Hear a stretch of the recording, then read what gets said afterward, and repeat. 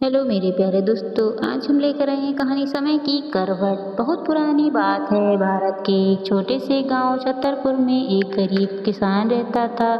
नाम था हरिया। हरिया का जीवन बेहद साधारण था, लेकिन उसका दिल बहुत बड़ा था। वह ईमानदार था, मेहनती था और सबसे बढ़कर उसे समय पर पूरा विश्वास था। हरिया अपनी पत्नी गौरी और छोटे बेटे बबलू के साथ एक कच्चे मकान में रहता था। उसकी एक छोटी सी जमीन थी जिस पर वह बड़ी मेहनत से खेती करता था, लेकिन मौसम कभी उसका साथ देता नहीं था। गौरी, इस बार भी बारिश नहीं हुई, खेत सूखे पड़े हैं, पता नहीं अगले महीने अनाज कैसे जुटाएंगे। घबराओ मत हरिया, भगवान सबका भला करता है, मेहनत रंग लाएगी। समय एक जैसा नहीं रहता।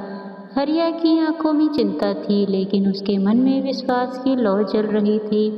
एक दिन समय बदलेगा। गांव में एक रईस आदमी रहता था। नाम था सेठ रतनलाल। वह गरीबों को ऊंचे ब्याज पर कर्ज देता था और फिर उनकी जमीन हड़प लेता।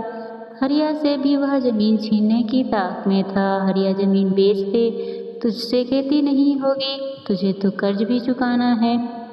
सेठ जी, मैं भूखा रह लूंगा लेकिन जमीन नहीं बेचूंगा, यह मेरे बाप दादा की निशानी है। एक रात जोरदार तूफान आया, खेत बह गए, कच्चा घर भी ढह गया।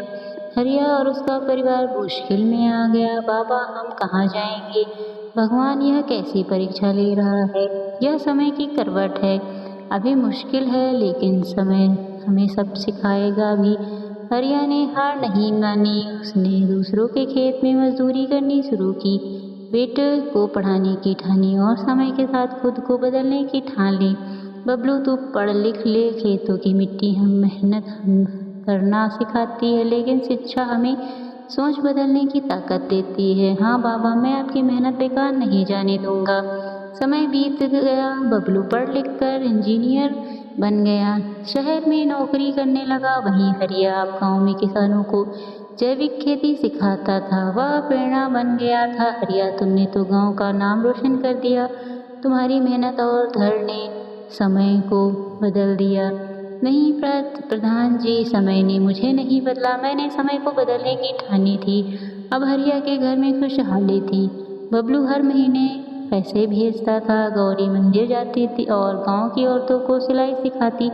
हरिया अब बुजुर्गों को देता था, लेकिन उसकी आंखों में चमक थी, जीत की चमक। उसने समय का सामना किया। वही असली योद्धा है। वह हर समय किसी की परीक्षा लेता है, लेकिन जो डटा रहता है वही समय का सच्चा साथी बनता है। समय की करवट सिर्फ एक कहानी नहीं है, यह सबक है उम्मीद और प्रेरणा का, उन सभी के लिए जो संघर्ष में हैं, क्योंकि कल उनका समय करवट जरूर लेगा। धन्यवाद।